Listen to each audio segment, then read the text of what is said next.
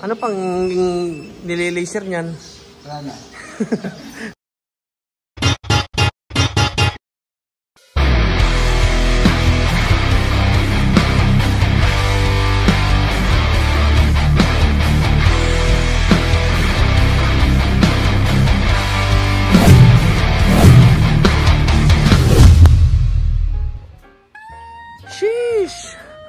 Oh my God! What is ang mga ka-hardcore? What is ang mga ka-hardcore? We are back and andito tayo ngayon kay Hamburg Works ng Mindoro. Dito tayo sa may bandang likuran. Tingnan nyo naman kung gaano naman kadami itong mga Enduros. Ito, binibenta ito. Honda XL na ito. Mura lang. Sa presyong tropa lang. Commander yan. Ito ang mga motor dyan. Ganito nagkalat. Ayan o. 650. Mamaya drag bike na rin yan. Dami. Daming motor na nagkalat. Uy, nabigla ako dito ah. Meron palang ganito. Team Hamburg ng Mindoro. Tingnan nga natin. Isang daliri. Dalawa. Ay, isang bumotor yan ah.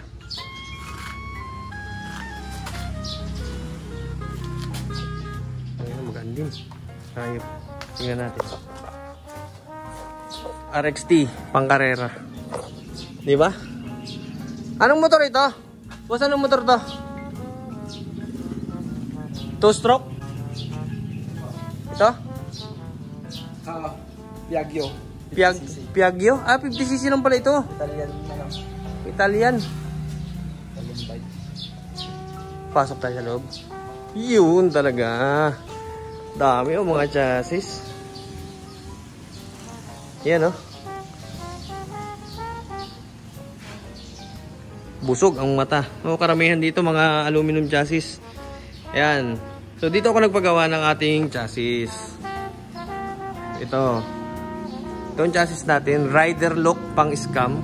Pag yan nadamitan, nalagyan ng fairings, wala na. O.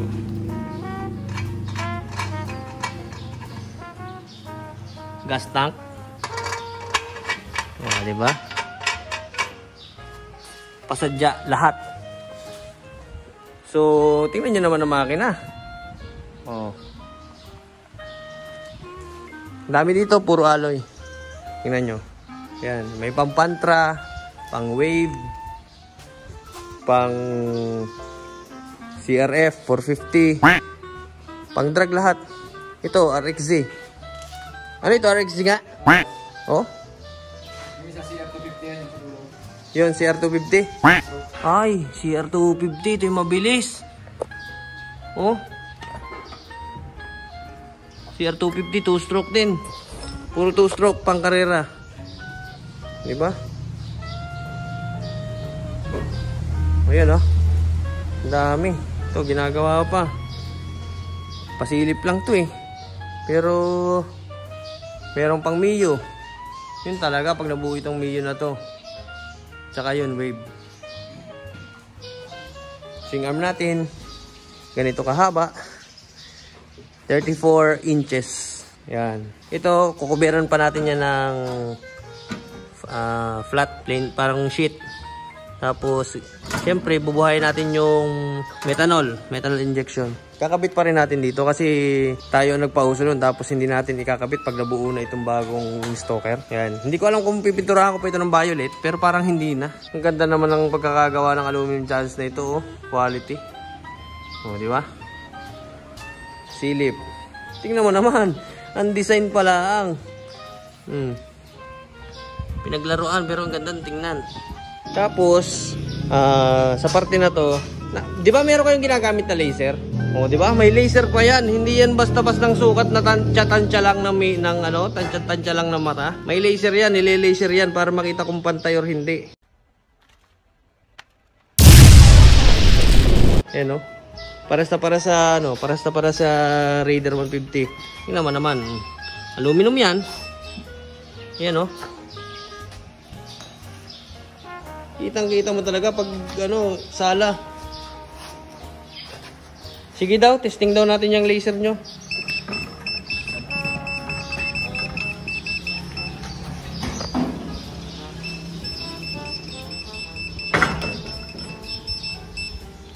Ganda ba? Parang nagsusukat ng daan. Kuya, ano palabas? Ano channel yan? Kuya, pelikula? Kuya, kuya. Ito yung ginagamit sa ano? Pantiles. Pantiles kung tagilid.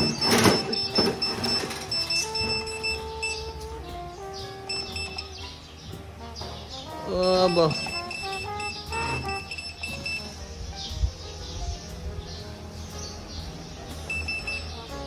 Ika.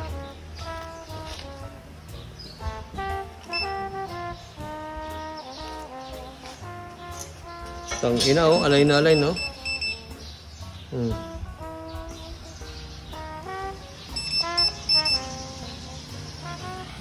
Yan talaga sinasabi. Pag ito hindi pa umalign, ewan ko na. May liwanag sa dilim. Galing oh, naka-laser ng ano.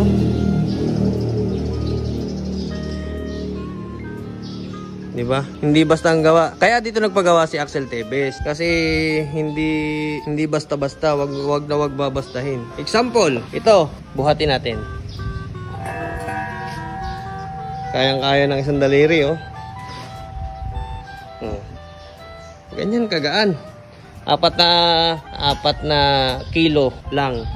Lamang. Ayan, oh. Ang dami pa. So, sa mga gusto magpagawa dyan, ayan, marami dito.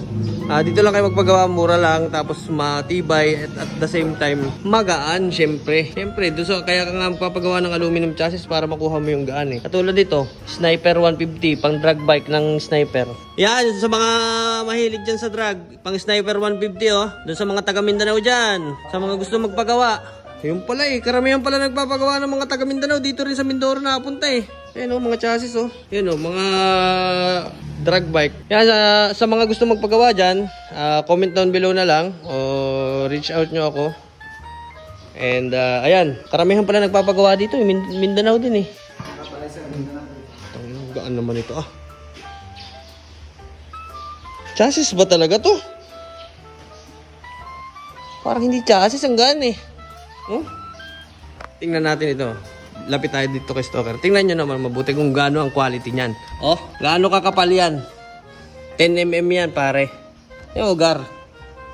10mm yan. Hindi kayo, tingnan nyo naman itong alay na ito. Sa tingin nyo bibigayan basta-basta? Pag ito bumigay basta-basta, ewan ko na. Oh, kapal yan. Kaya sa imbes na bumili kayo ng mga mamahaling aluminum na chassis, aluminum na swing arm, aluminum na parts, pwede kayong magpagawa dito, locally made dito sa Pilipinas. Dito lang yan sa Mindoro. Yan, Hamburg Racing ba? Hamburg Racing lang sa Kalam. Hamburg Racing.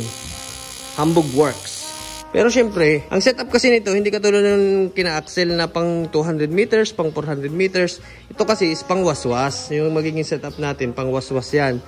Kaya again, inuulit ko doon sa mga nagsasabi sa akin, baka daw pwedeng sumali ako ng NGO. Wala naman ako kailangan patunayan pa sa NGO. Ngayon, ang kailangan lang natin is, wala, yun ang kasiyahan ko eh. Magbuo lang tayo. Pang tapat ko lang sa mga big bike, kahit hanggang 650 or 800, kahit nga siguro pang MT-07, siguro kaya kong banggain dito eh. Oh, long run. Pwede na ako pang long run. Pwede ko nang iakit ng Tagaytayan. Kasi malaki na ang tangki ko. Gaano kalaki yan? Mas malaki yan sa JRP, Warikoy.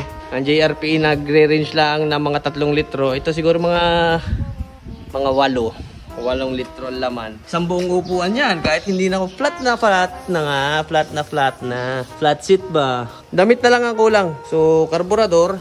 Kunin natin yung karburador. Ipakita ko sa inyo mabuti yung magiging, ang kakahinatnan ng ating karburador kung ano yung magiging itsura niya. Okay, so ito yung ating karburador. Testingin natin kung anong itsura. Isang mabilisang salpak. Ayun. Ay halos tumuko din sa upuan. Oh. Iba-iba.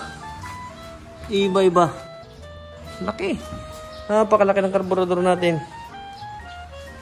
Oh. Ayan oh, tingnan nyo mabuti. Oh, ang space konting-konti na lang talaga. Kaunting-konti na lang. Tapos dito sa ibabaw, syempre, ayan oh, halos na andito. Okay lang naman pala.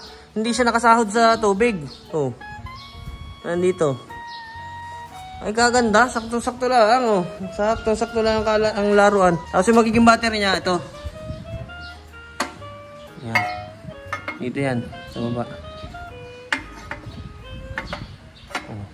Oh. Yung umarap na. Ayos. Oh. Ano pa?